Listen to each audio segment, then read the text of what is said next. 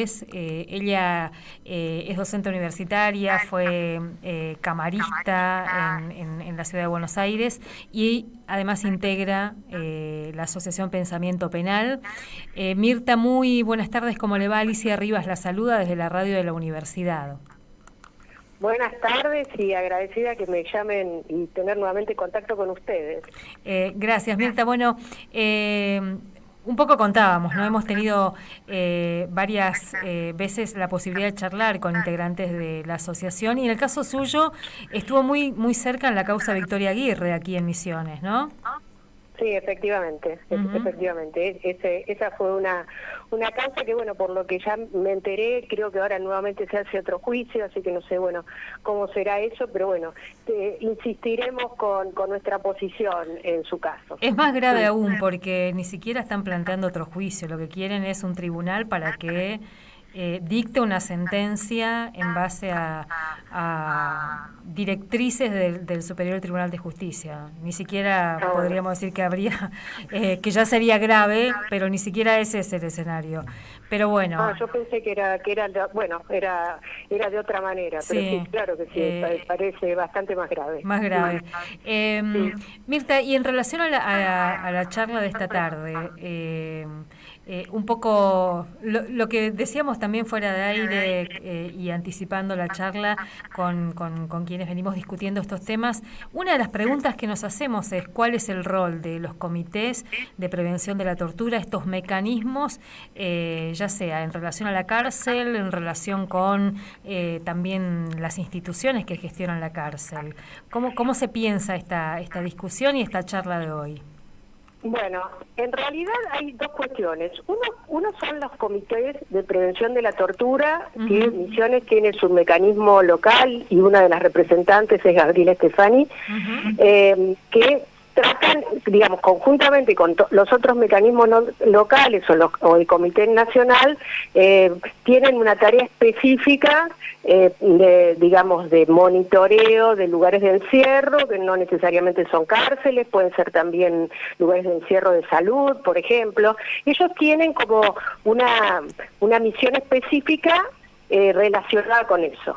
Lo que yo hoy un poco vengo a presentar como algo bastante novedoso dentro de los regímenes carcelarios son los comités de resolución de conflictos.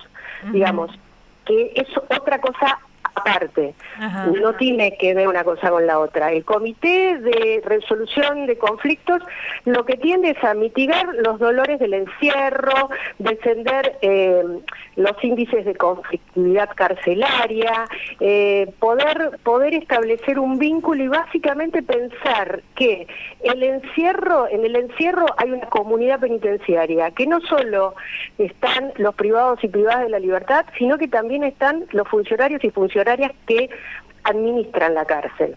Y a su vez también está la sociedad civil que puede involucrarse para transparentar esos muros de la cárcel, transparentar y poder entender también los conflictos que allí se suscitan y cuáles son esos conflictos, en base a qué situaciones, si son solo generados por los privados y privadas de la libertad, si son generados por la administración, si son generados por el sistema, digamos, por a veces imposibilidades, por inclusive en la misma la misma dinámica social donde se pone el acento en que las cárceles tienen que estar cerradas y no tiene que salir nadie más, y que, bueno, puro punitivismo, retribucionismo y demás. El Comité de Resolución de Conflictos, que ya venimos experimentando, personalmente lo vengo experimentando en jóvenes adultos en el complejo de Marcos Paz y en Ezeiza, jóvenes también. La verdad que dio muchísimos resultados porque se empezó a entender un poco la dinámica carcelaria, las posibilidades y dónde están las trabas, ¿no? En esta convivencia. Pero básicamente pensar que privados y privadas de la libertad y funcionarios penitenciarias conviven dentro de la cárcel. Es el espacio de convivencia. Entonces, ver cómo podemos hacer para que ese espacio de convivencia pueda ser, de alguna manera, pueda haber un orden negociado entre todas las cuestiones que se suscitan. Y ahora, la Mirta, verdad es que Sí. Escucho y me trato de situar, digamos, e imaginar un comité de resolución de conflictos en un contexto tan desigual y tan atravesado por la violencia, digamos, ¿no? Porque no son actores que tienen las mismas posibilidades ni el mismo margen de maniobra entre las personas privadas de su libertad y quienes gestionan la cárcel, el servicio penitenciario, digamos, ¿no? Pero justamente, ¿qué es lo que pasa cuando la sociedad civil también entra a las cárceles en estos comités? Digamos, ahí sí hay una diferencia. Primero, porque uno puede lograr, a partir de lograr cosas, también la confianza de los actores dentro de la cárcel, ya sea, insisto, privados o personal penitenciario. Porque se hacen reuniones abiertas donde todos escuchamos a todos, donde hay el uso de la palabra, donde se pueden decir cuáles son las cosas que están pasando dentro de la cárcel, y donde todos nos abrimos a escuchar y a proponer soluciones. A veces hay cuestiones que crean mucha dificultad en la convivencia y que se pueden solucionar fácilmente. Por ejemplo, teníamos un tema en los jóvenes adultos de Marcos Paz, el grave problema siempre que tiene que ver con las comunicaciones telefónicas, las tarjetas famosas, esto que trae muchas veces estos aprietes dentro de la cárcel, no solo entre privados y privadas, sino también con los familiares. Bueno, en un momento se trató ese tema y se le dio una solución por parte de la Dirección Nacional del Servicio Penitenciario Federal, porque estoy hablando del federal, ¿no? Que es el ámbito donde yo me estoy moviendo, donde lo que se hizo fue explicar los problemas que había con las telefónicas, como que esto no era una cuestión del servicio, sino que había una cuestión de telefónicas privadas, y se amplió entonces las videoconferencias con los familiares a través de Internet. Y entonces, aquello que era antes esperar a que el compañero o la compañera terminara de hablar para poder comunicarse, no sé, 5 minutos con la familia, terminó siendo algo más, primero verse, porque a través de Internet, a través del Zoom, poder verse con el familiar y poder tener una relación más cercana. Por supuesto que esto también tiene que ver con la buena predisposición del servicio penitenciario en abrirse a estas cosas. Pero hay algo que yo he advertido, es que al bajar los niveles de conflicto, porque se pueden charlar las cosas, también ellos empezaron a darse cuenta, los funcionarios penitenciarios, que a ellos también les servía todo esto. Que había cuestiones que podían solucionarse hablando, y estas son las cosas que pasan en los comités. Se crean o no, es lo que pasa. Pasa en Provincia de Buenos Aires, donde comenzaron, en Batán. Batán tiene inclusive una diplomatura, donde están, ya es el tercer año que la hacen, es una diplomatura abierta con profesores que van a dar clases y muy prestigiosos. Y por ejemplo, en el Servicio Penitenciario Federal esta diplomatura hizo que pudieran anotarse, y los sábados a la mañana cursan la diplomatura, y el día de mañana, en unos meses, van a tener un certificado donde conste que la hicieron. Digamos, empezando a ver cómo podemos bajar los niveles de conflicto. Por supuesto que hay cuestiones que nos superan a todos, ¿no? En todas las instituciones. ¿Y pero cómo funciona, digamos, me estoy pensando un poco también haciendo el paralelismo con el Comité de Prevención de la Tortura, digamos. Esta comisión de resolución de conflictos o comité, ¿de quién depende, cómo funciona, cómo sería? ¿Quiénes participan? ¿Qué actores involucran? Bueno, por ejemplo, yo te puedo decir la experiencia que yo tengo dentro de jóvenes adultos. Por supuesto están las jóvenes y jóvenes, ellos nos comunicamos por internet y a veces las podemos hacer presenciales. Están esto lo coordina una persona que representa al servicio penitenciario, están las diferentes áreas del servicio penitenciario y está, por ejemplo, la dirección digamos lo que sería el patronato de liberados del federal, la DKEP, así se llama, las siglas son DKEP. Está la Dirección Nacional de Adaptación Social del Ministerio de Justicia, yo estoy representando a la Subsecretaría de Asuntos Penitenciarios del Ministerio de Justicia. Hemos convocado al Ministerio de la Mujer por temas relacionados con específicos, que en el caso de las chicas se necesitaba que les dieran talleres y que les explicaran cosas y demás. Hay profesionales externos que hacen talleres que también a veces se convocan para las reuniones. Esto no es un lugar de monitoreo como puede ser el Comité contra la Tortura.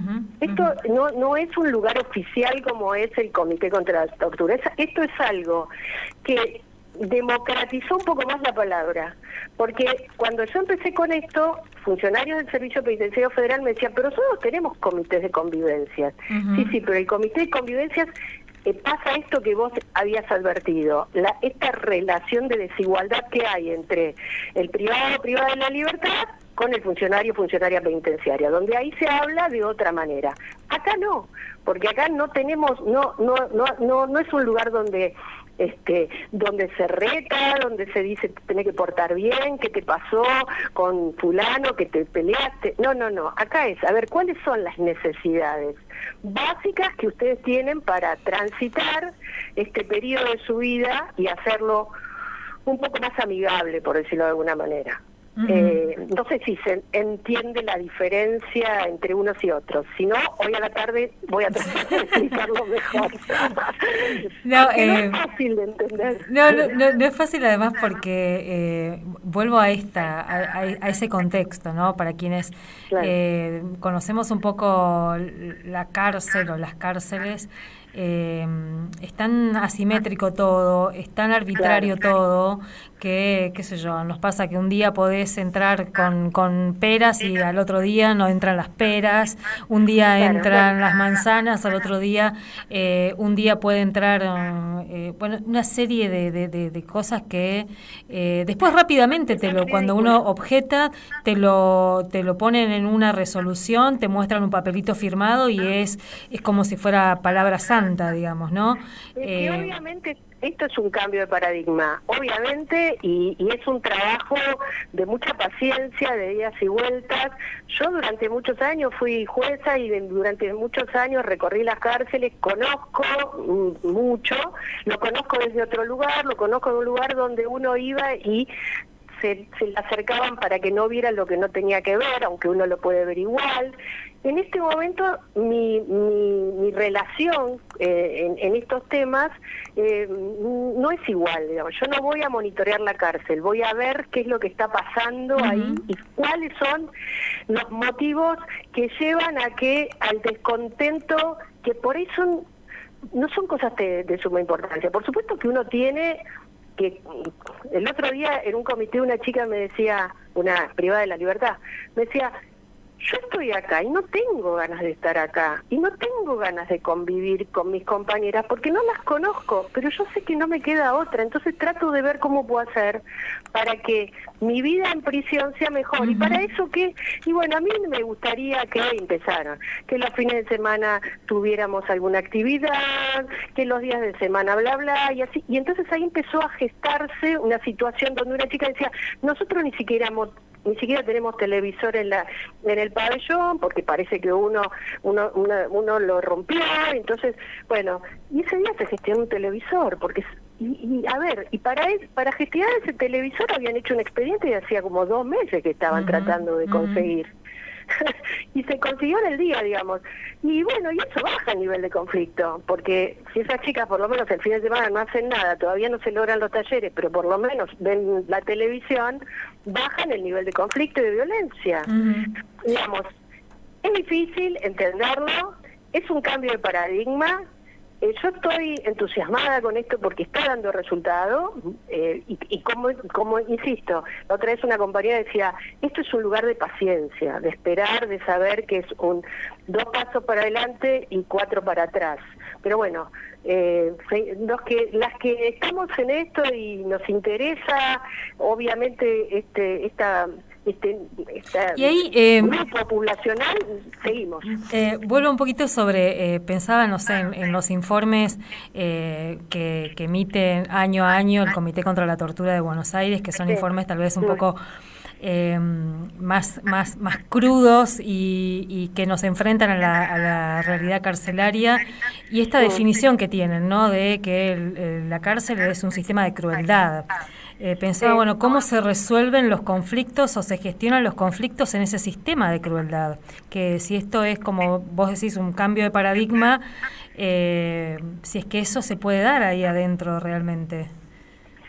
Y bueno, nosotros apostamos aquí a que sí, apostamos a capacitar en reglas de Bangkok, en reglas de Mandela, apostamos a ver cómo se pueden mitigar esos dolores en el encierro, apostamos a poder, obviamente esto también tiene que venir desde la base, la capacitación del penitenciario, digamos. Esto puede ser un cambio que va a llevar tiempo, porque siempre, digamos, el núcleo de la privación de libertad o del trabajo penitenciario es la seguridad, y la seguridad entendida con hagan lo que yo digo.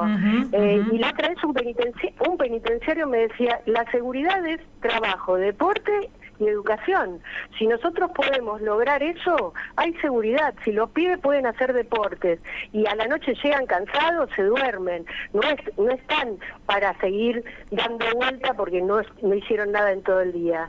Y la verdad es que yo soy optimista, no romantizo la situación, no es que pase de un lado al otro, no, y veo cuáles son los conflictos y demás.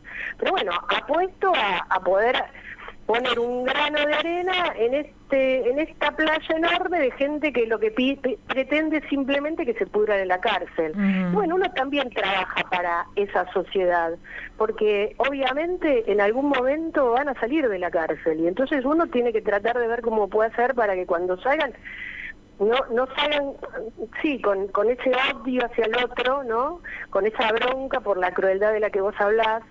Y bueno, y también no, porque además sigue habiendo cosas tan concretas, ¿no? El hambre, por ejemplo, algo que es algo cada vez que hablamos con las compañeras acá en Posadas, te dicen, bueno, si la familia no puede acercar las mercaderías o pasamos hambre, esa es la realidad.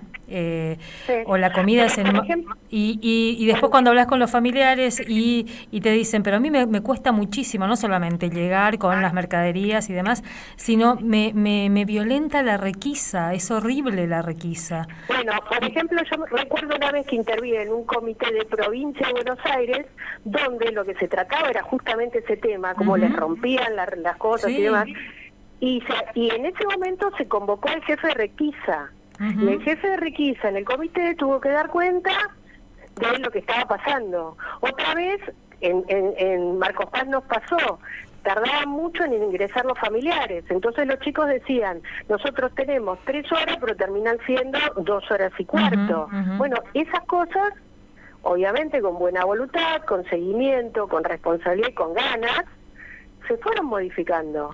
Ahora, después sí, puede pasar, no digo que no, pero bueno, es nuestra pequeña contribución para ver qué podemos hacer. Para tener una esperanza, porque por lo menos es pensar que a lo mejor en algún momento, digamos, cabezas nuevas al menos puedan encontrar que lo más, digamos, esto mismo que me dijo este penitenciario, ¿no? Que la seguridad está de la mano de la salud, de la educación, del deporte y del trabajo. Ahora, Mirta, entonces, un poco para, como yo veía la convocatoria que dice cárceles y el rol de los comités de prevención de la tortura, ahí en todo caso sería el rol de los comités de prevención y de resolución de conflictos, o está relacionado también con el comité de prevención. Lo que pasa es que a esta reunión también convocó Gabriela Stefani, que ella forma parte del Comité contra la Tortura. Entonces me imagino que además de la presentación del libro, ella va a hablar algo respecto de eso. Yo lo que voy a hablar es un poco de lo que te estuve contando hasta ahora. Bueno, y esperemos que se entienda cuáles son las diferencias. Esperemos que, yo sé que están convocados directores de unidades penitenciarias, con lo cual a lo mejor también esa escucha nos va a dar posibilidad de abrir una etapa de diálogo. Lo estamos haciendo en el Servicio Penitenciario de San Juan, con un joven director del Servicio Civil muy entusiasta, y estamos trabajando con él. Lo estoy haciendo en Federal, con lo difícil que puede ser, y bueno, la idea es seguir ampliando, en la medida que lo podamos ampliar y que esto realmente baje los niveles de violencia, los niveles de sanciones. Bueno, vamos a decir, en alguna medida hubo un pequeño éxito en la gestión. Seguramente vamos a volver a charlar y vamos a ver si podemos participar dentro de un ratito, aunque sea, para escuchar también la presentación del libro y después ver el libro. Mirta, mil gracias. Perdón, y ustedes como universidad, bueno, es Radio Universidad, sí, pero hay, parte de los comités en algunos lugares están integrados por docentes o por universitarios, que también, porque la sociedad civil tiene interés en ingresar a las cárceles y se sabe que eso es así. Y bueno, si logramos hacer algo por el estilo, si logramos que Misiones se abra a esta forma de trabajo, que entiendan que no venimos a hacerles denuncias, sino a colaborar en que las cárceles sean mejores para los que están privados de la libertad y para los que deben formar parte de los que la cuidan. Bueno, yo creo que va a ser mejor, así que ojalá lo logremos. Para seguir discutiendo eso, además, para seguir totalmente.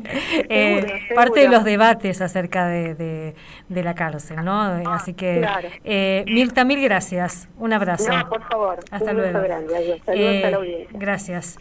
Mirta López González, docente, integrante de la Asociación Pensamiento Penal, fue camarista, es criminóloga también, tiene un posgrado en criminología de la UBA, y